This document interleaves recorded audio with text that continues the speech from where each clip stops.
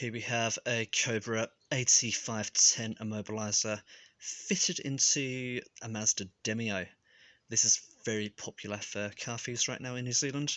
So how it works, we have a LED on the dashboard and a touch key receiver. The car's immobilised.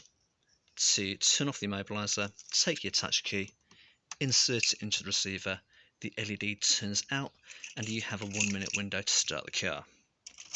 Key in the ignition, car starts. You have two touch keys. The immobiliser is cased in steel, so you cannot open it like many other systems. It's pretty much bomb-proof. So it's a very, very cost-effective system, highly recommended, especially for your vehicles which are a bit older, and if you're on a budget. For more details, check out vehiclesecurity.co.nz.